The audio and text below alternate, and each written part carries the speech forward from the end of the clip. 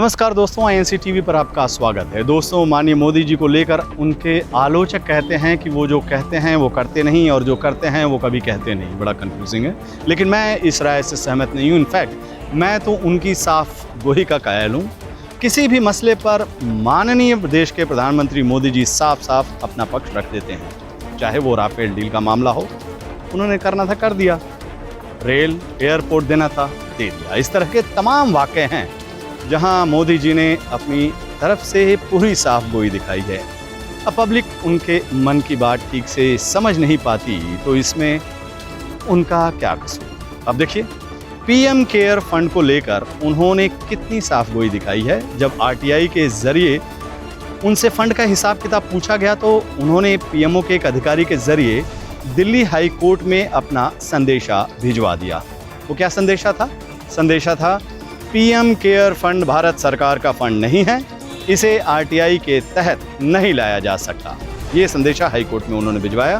कायदे से लोगों को प्रधानमंत्री जी की इस साफ गोई को अब स्वीकार कर लेना चाहिए। उनसे फंड के जरिए वसूले गए तकरीबन 40 या 50 हज़ार करोड़ के बारे में पूछताछ बंद कर देना चाहिए। लेकिन फिर वही बात, लोग मोदी जी के मन की असल बात समझते हैं नहीं और लगते हैं सवाल पूछकर उनका वक्त खराब करने। अब लोग सवाल कर रहे हैं कि जब सरकारी फंड नहीं था तो इसमें पीएम का नाम क्यों रखा गया? बात तो सही है। लोग ये भी कह रहे हैं कि इसका नाम मोदी केयर फंड क्यों नहीं रखा गया?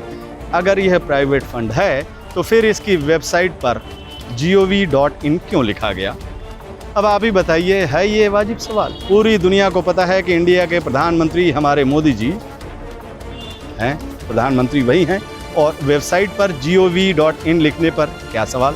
गवर्नमेंट का मतलब ही मोदी जी हैं, सरकार का मतलब मोदी जी मतलब गवर्नमेंट, गवर्नमेंट मतलब मोदी। लोगों को ये मामूली बात अब समझ लेनी चाहिए।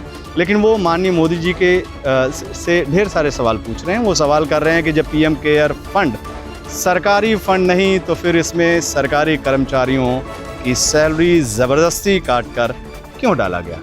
सवाल तो वाजिब है। इसके अलावा इस फंड में सरकारी संस्थानों ने चंदा क्यों दिया?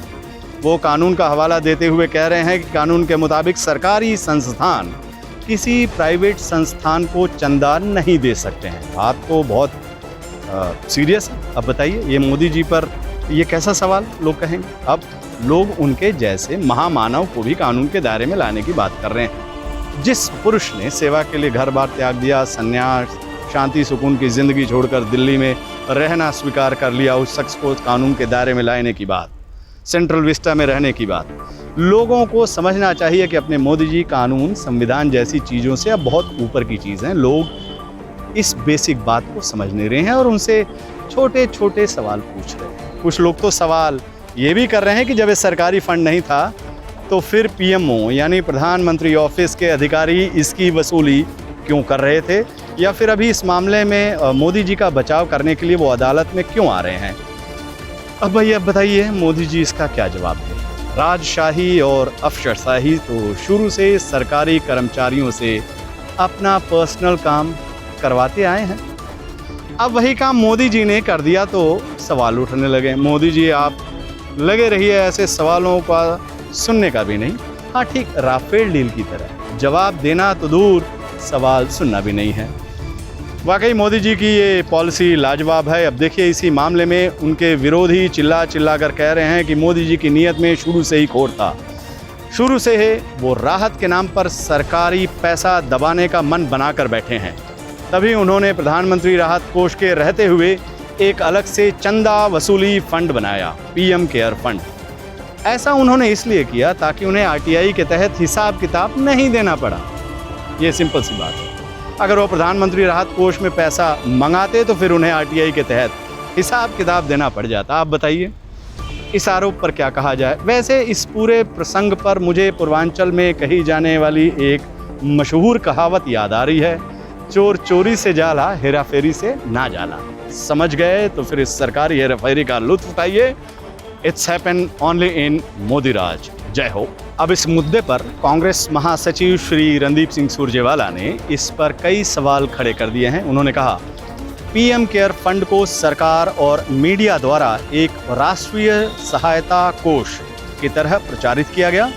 जिससे सभी भारतवासियों ने बढ़ चढ़कर जिसमें दान दिया। पर मोदी सरकार इसे आरटीआई से बाहर क्यों रखना चाहती है? श्री सुरजेवाला ने कहा कि प्रधानमंत्री जी जिम्मेदारी और पारदर्शिता से क्यों बचना चाहते हैं। दिल्ली हाईकोर्ट में प्रधानमंत्री केयर फंड पर केस में पीएमओ ने शपथ पत्र में क्यों कहा कि पहला, पीएम केयर फंड भारत सरकार का फंड नहीं, इसे आरटीआई के तहत नहीं ला जा सकता।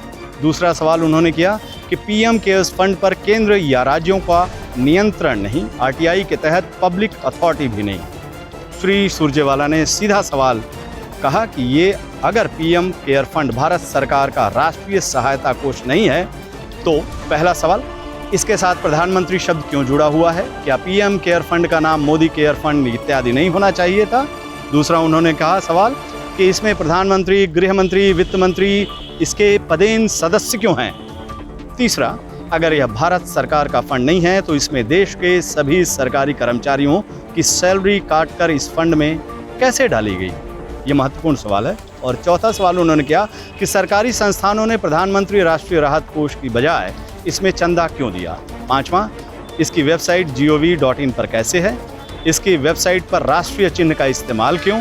सातवां, 27 भारतीय दूतावासों ने closed channels not in public domain के माध्यम से पीएम केयर फंड का विज्ञापन क्यों किया? और आठवां, सरकार द्वारा फंड को एफसीआरए के पूर्वावलोकन से छूट क्यों दी गई? नौवां, सरकार ने इसे विशेष दर्जा क्यों दिया? 10वां, विदेशी दान का खुलासा क्यों नहीं किया जा रहा है? श्री सुरजेवाला ने अंत में सबसे महत्वपूर्ण सवाल 2020-21 की रिपोर्ट व भुगतान की रिपोर्ट को पीएम केयर्स ने अभी तक सार्वजनिक क्यों नहीं किया?